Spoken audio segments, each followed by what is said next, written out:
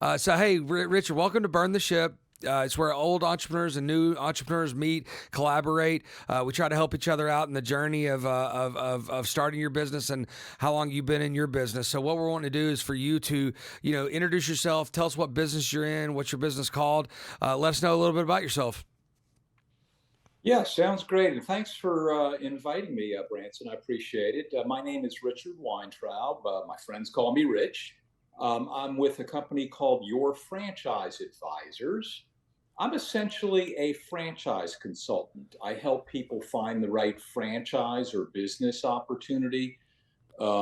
We have over 800 opportunities to choose from in practically every industry that you can imagine. We work with people who are looking for a full-time business, but also those people that, maybe they have a business already, maybe they have a job or other responsibilities, and they prefer to operate a business on a semi-absentee, part-time, or even a passive basis. I myself have been a franchise owner 150 years ago in my career. I started a business from scratch, so I understand, I believe, the differences and the benefits. I'm glad I did both. And it gives me a perspective that I can then sort of pass on to my clients. And I've been in franchise consulting now for almost 8 years. That's awesome. Well, let me ask you a question. How do you source your leads? And then let's say that I'm like, hey, I'm retiring from my military career, and I really want to start a franchise, but I just really don't know what I want to do. So advise me on how to do that. Yeah, I'll answer the second question first, which is, the key to all of this is to get to know my clients as best I can. What is their background? What are their interests? What is their investment level? And just even things like, what are your hobbies? Because sometimes hobbies, passions can lead to business opportunities. So, I take my clients through sort of a series of questions, kind of like what we're doing here, an interview of sorts, and then from there I'm able to recommend a good handful of opportunities that might be a good fit for them in terms of you know how where do I find my clients. Some of it is through LinkedIn. There are many ways to reach clients via the internet, through franchise portals, so many different ways to connect with people. That's awesome. And I know you said what's your level of financing, and that's always a big question. And when I talk to people that want to start a business, and I do mention, hey, have you ever thought about opening up a franchise of some sort? They're like, I don't have enough money, and I'm like, I think you'd be surprised of the franchise opportunities that are out there where you don't have to have $2 million. That 20 or 30 or 40 or 50,000 would get you started. So I really I push people to that way, and of course, I'm a credit card processor, so I certainly want them to open a business and use my credit card processor. So I'm a big proponent of what you do. So tell me a little bit about how you in that financing world, and hey, this is how much I have, where you lead, and specifically what kind of finance or what kind of franchises can I get for under 100 grand. You make an excellent point. I will tell you that of the 800 opportunities that or plus that we represent, there are opportunities as little as $30,000 all in. There are some that are several million, as you kind of alluded to. I would say that the sweet spot where most of the opportunities lie would be somewhere between 75 and $200,000 all in. And when I say all in, the franchisor does not underestimate what the potential investment could be in the business. The last thing they want to do is to get you into a business that you discover that you don't have the working capital or whatever the case may be in order to operate and grow the business. In terms of financing, There are lots of ways to finance a business, self-fund through your own cash. And along those lines, a lot of people don't realize that you can use your retirement money in many cases to fund a business tax and penalty free. It's called the ROBS program, Rollover for Business Startups. Of course, another popular way to finance a business is through a small business administration loan or an SBA loan.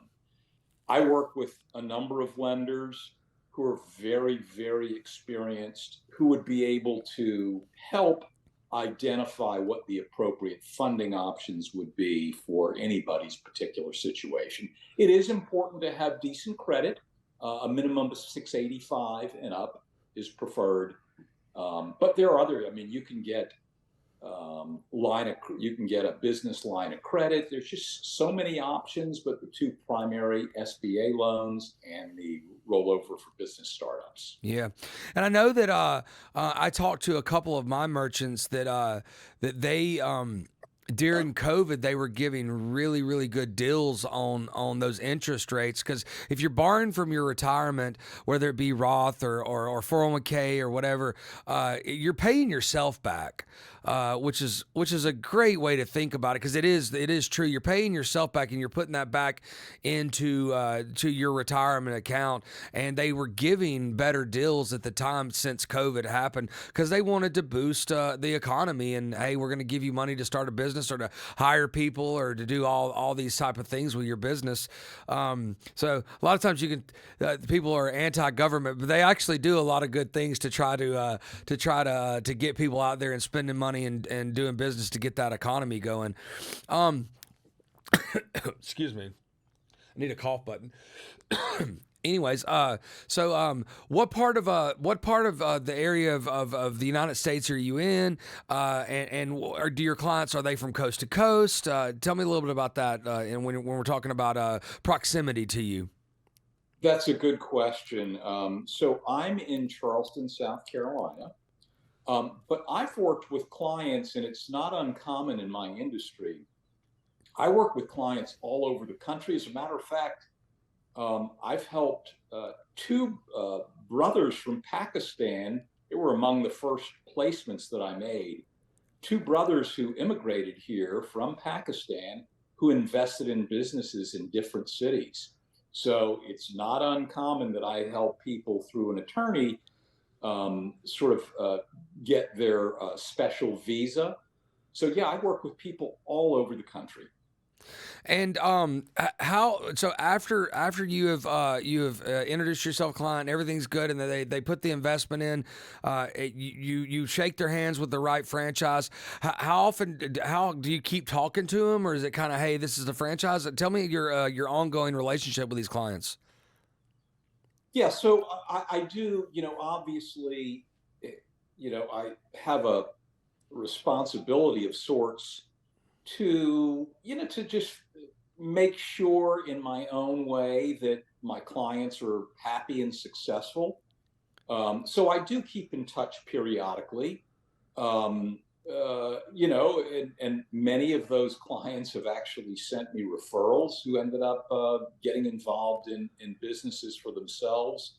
But ultimately, their primary relationship is with the franchisor, who provides them with the training and ongoing support in order to be successful in their business. But yes, I do like to keep in touch. It also helps me to be able to relay information about a particular brand that I know firsthand through my clients to somebody else who may be looking at a similar business.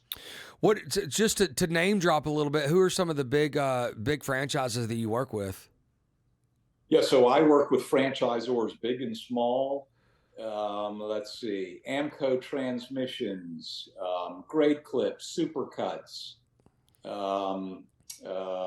in the food and beverage business. Oh goodness, Huntington Learning Center in the tutoring industry. Now you're testing me here. Nah. There's no. Hey, there's no wrong answer. Yeah, there's those are just a few, and then but people generally I find are not familiar with brands, even though they may have hundreds of locations, because if you're not looking for them, oftentimes you don't know. Like Hmm. I don't know, a Mr. Appliance or a Mr. Electric, or names that maybe you've heard of but you don't see, and those are also pretty established franchisors as well. What do you so for just for new entrepreneurs? What do you feel like new entrepreneurs struggle with more than anything, and how can they get that help uh, before they start that company and that journey before they burn their ship? Yeah, I really think that ultimately it's following the prescription that the franchisor provides to you. I mean, listen, that's why you're investing in a franchise business in large part. You're going to get the training and support from a company that, in likely has done it many, many times. They've helped other people operate a business. They've done it themselves in almost every case. They have learned from their mistakes. So, for those people that, invest in a franchise business and don't follow what the franchisor teaches them, really makes no sense at all. Which is why not everybody's cut out to being a franchisor. Some people, may know about a particular industry. Maybe they have experience in their own life and they believe they can do it themselves. And you know what? Have at it. You may not need the help of a franchisor. But, like I said about my own experience, you pretty much hit the ground running. You won't know everything there is to know from day one, but you'll be much farther along on day one than you would if you're starting your own business from scratch. And again, my own personal experience tells me that. And then, of course, knowing other business people, I know that to be true. Yeah, I think you said it earlier, and I just want to reiterate what you just said. But you said it earlier. It's like there's a reason why the money of what they charge for the franchisor charges the franchisee a certain amount for the upfront cost because they know that they already know they screwed up before at some point. It's like no, we needed to do this amount of money because they didn't have enough capital to make it past year 2 or year 3, and they're usually dialed in that much to know what you need to do to survive because their goal is not for you to give them $100,000 and not do business. Their goal is to get that $100,000 and you retire, work 20 years at that franchise and then sell it. That's their goal. They do not want you to fail. And That's exactly right. that's just one one example because you had said it earlier about they know how much that they have to charge to where you can still stay in business. And there's many things about that, and it's down to the minute detail of what should go on your counter and this is how your shop should look and it just there's just so many things that goes into that franchisor and that book that they give you. Hey, study it and read it. I have a friend that recently opened a Mr. Rooter Mhm. in South Florida, and man, the test he had to take before opening. Of course, he had to have all of his licensing and all that, but he had been a plumber for 20 years, so he had the trade down. It was the behind the office that they made him take a financial literacy test and all that. So I was really impressed with what he had to go through to actually get that franchise. And I assume that most of them are like that because they don't want you to fail. Well, and that's a good, and what you say is really critical, Branson. The franchisor doesn't want you to fail for several reasons. Number one, if you fail, or if you get out of the business for whatever reason, the last several years, that will actually appear in the franchisor's FDD, or franchise disclosure document. So if you're looking at a particular franchise and you see people that have left the business, you're going to want to know why, Sure. for obvious reasons. And sometimes it's people retire, they move away, whatever the case may be, but sometimes people fail. Additionally, what you're charged up front to get into the business, other than the franchise fee, you'd likely have to invest if you were trying to do that business yourself. The franchise fee is, and I don't want to get too deep into the weeds, but the franchise fee is part of the total investment, which includes access to all of their materials and software and buying power and so on and so forth. But the way the franchisor makes its money, because they're really not making it off of the franchise fee, that's again gets you into the system. They're typically charging a royalty, generally, not always, but generally a percentage of gross revenue. And that is essentially the way they make their money. So, like you said, they don't want you to fail. No. If they offer you a protected territory and you're not performing, that doesn't help anybody. Nope. So it really is very much a symbiotic relationship. The franchisor only succeeds when their franchisees succeed. We ask this question kind of on every podcast, but tell us what you are really, really good at, and tell us what you've struggled with in the past. Oh, that's a good question. So I think that what I believe I excel in is listening to what my clients have to tell me and what's important to them. Because if I try and get you into a franchise or introduce a franchise to you, Branson, that doesn't fit, doesn't check off your boxes, what good is that? It's absolutely no good. So whether or not I like the franchise, it doesn't matter. It's about what makes sense for my client. What I guess I've had difficulty with, and I don't know that I would call this difficulty, but this is not an overnight process. Branson, you're not going to come to me and then I'll learn about you, I'll present opportunities, and you'll tell me the next day that that's the one that you want to do. That's right. Not the way it works. You want to validate with the franchisor.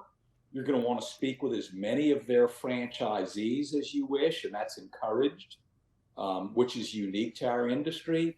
So I guess the struggle for me, if you want to call it that, is some of these, I can place somebody in as quickly as a month. Sometimes it's several years. I have two right now that I've been working with on and off for 5 and 6 years respectively. But I would say the average is 6 months. And guess what? It should be that. Sure. People should do their due diligence. So I always feel good when the prospective franchisee goes in, and they should go in with their eyes completely wide open. I make sure that they validate with at least a handful of current franchisees. So this was probably a decade ago. I don't know. I know one of them is not in that business anymore, but it was a broker, a franchise broker like yourself. Actually, not like yourself, because I'm going to tell you this story, and that's why you gotta pick out the right franchise broker too. But you said something that is that what you did great was listen. And so I'm at a networking group, and this guy owns a moving franchise, and I'm talking to him, and I go, and this guy is obviously super, super sharp. And I go, what did you do before this? And he's like, I was an international pharmaceutical C-level executive, a CMO basically. And I go, so you didn't want to do that? He was like, nah, we have a family. I wouldn't want to travel. And I go, how did you get in the moving industry? And he said, well, I went to a broker. And after talking to that guy for a while, I went back and I told my business partner, I was like, he will not be doing that in another 3 years. And my business partner was like, why do you think that? I was like, he's too sharp for that. He's too sharp, and it's not going to challenge him enough to do that. And that was my guess. And it was 3 years. He was out, sold his franchise, and he was out doing something else. And I'm going, So I called this guy a couple of years after he was out, and I said, would you do it again? He's like, I would have picked another broker. And the reason is because all he did was give me an assessment test, and 3 franchises popped up and said pick one, and I was like, my gosh, that seems like a terrible way to pick what you want to be in, and I just knew how sharp this guy's. He needed a higher intellectual business to be in, and there were probably many franchises he could have picked to do that. But yeah, you Yeah, gotta. I agree. Does that make sense? It absolutely does. As a matter of fact, one of my placements several years ago was with somebody who was actually working with another broker at the same time. And that broker, encouraged her to invest in it was a home services brand. And that broker, according to her, said, don't look at any of their competition. You have to go with this one. It's not worth it. And that didn't satisfy her. She liked the industry.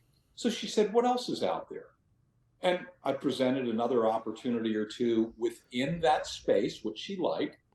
P.S. She invested in one of the other ones that I had introduced to her. And I don't know what his motivation was. But the fact that he refused, and I know that he had it in his portfolio, their competition, the fact that he refused just made no sense to me. Do you think that he was getting better commissions, and that's really what it was all about? Interesting. I suspect that was the case. Right. But who knows for sure? But that's what I suspect. Interesting. All right. Well, look, Richard, I really appreciate you being on. Tell us how we can get a hold of you: websites, phone numbers, email addresses, whatever way you want somebody to reach you, in case some guy's going to open up 27 franchises in the next 5 years can get to you. Yeah, I appreciate that. So you can reach me directly, phone or text, 443-463-3790. Email rweintraub@yourfranchiseadvisors.com. That's RWEINTRAUB @yourfranchiseadvisors. That's ORS at the end.com. Website, yourfranchiseadvisors.com. Those are the best ways to reach me. Awesome. Thank you for being on Burn the Ship. We appreciate it. Until next time, everybody be kind to each other out there.